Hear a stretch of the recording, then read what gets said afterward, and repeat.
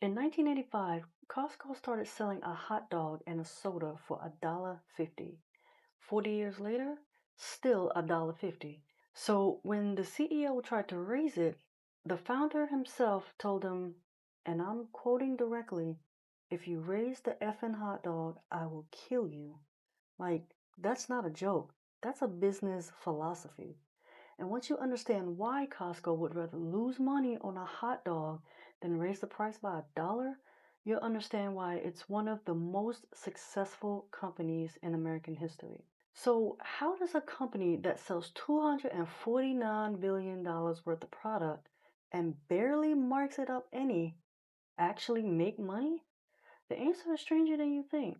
Costco is the third largest retailer in the world, behind only Walmart and Amazon. They have over 800 warehouse locations globally and nearly 137 million cardholders. But here's the thing most people don't think about when they walk through those warehouse doors. You can't shop there without paying a membership fee. It's $65 a year for basic membership and $130 a year for executive. Most people think that the membership is just the price of entry, like the toll you pay to get access to the bulk paper towels and the giant tubs of peanut butter. But it's not. The membership fee is the business. So to understand why, you have to go back to 1976. That's when a man named Sol Price opened a store called Price Club in a converted airplane hangar in San Diego, California. The concept was simple. Charge customers a small annual fee and in return, sell them everything at prices as close to cost as possible. No frills, no fancy displays, just pallets of merchandise and prices that grocery stores and department stores couldn't touch. Working under Sol Price at the time was a young executive named Jim Sinegal. Sinegal studied the model closely, believed in it completely, and in 1983, he opened his own version in Seattle, Washington. He called it Costco. A decade later, in 1993, Price Club and Costco merged. Sinegal became CEO of the combined company,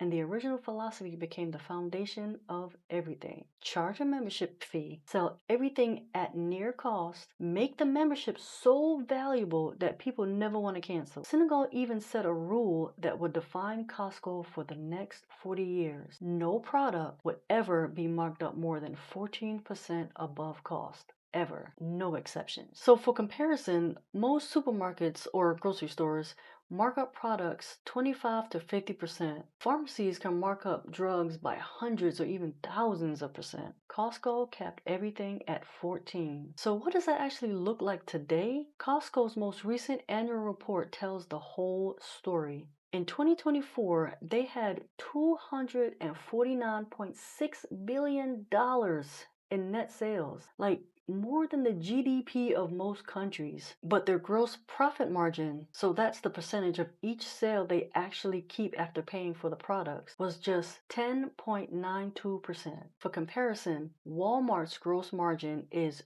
24.2%. So Costco is marking up their products at less than half the rate of the largest retailer in the world on purpose. Now, here's where it gets interesting though. With $249 billion in sales and a margin that thin, their total operating income, which is the actual profit from running the whole business, came in at $6.2 billion. And their membership fee revenue, $4.8 billion. Let that sit for a second.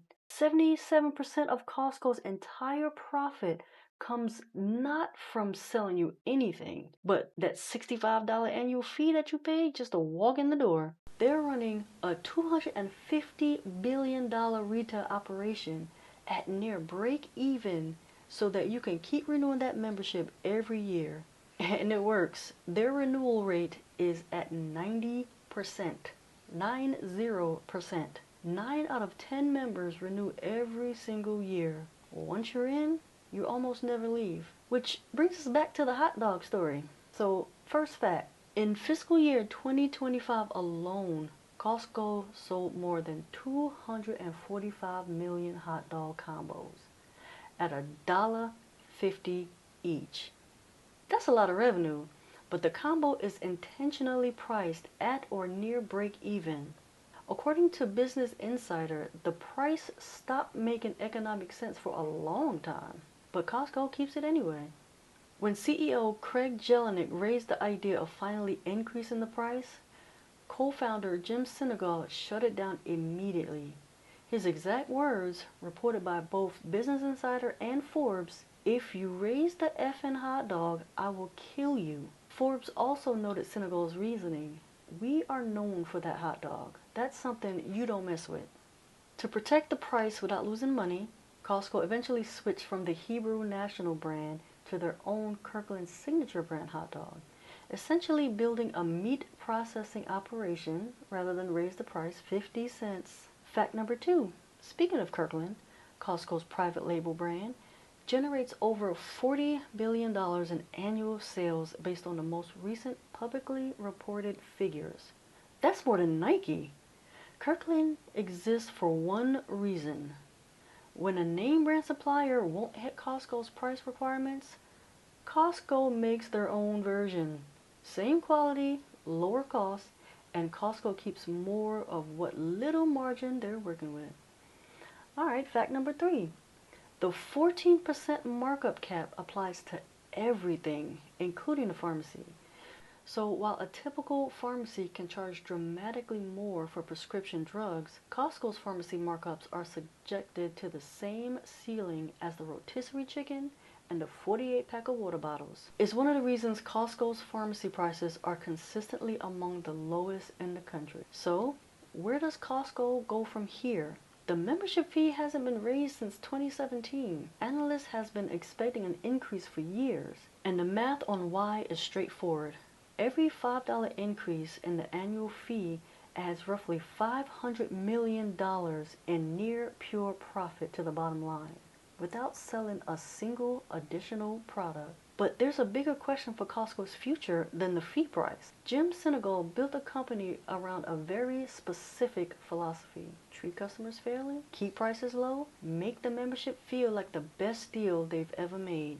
Every CEO who follows him faces the same test. Can you resist the pressure to squeeze just a little more margin out of the products? Wall Street would love it if they tried. Shareholders would see a short-term boost. But Costco's entire business model is built on trust. The trust that when you walk into that warehouse, the prices are as low as they can possibly be. The trust that Costco isn't trying to get one over on you. Break that trust, and the 90% renewal rate starts to dip. So far, every CEO after Sinegal has passed the test. The hot dog is still $1.50. Costco doesn't make money by selling you things. It makes money by making you want to come back.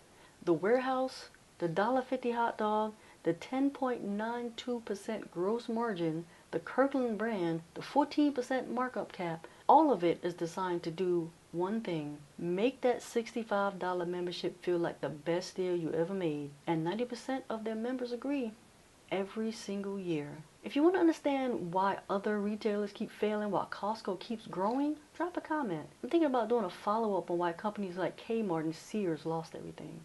And if you found this useful, subscribe. I'll be doing this every week.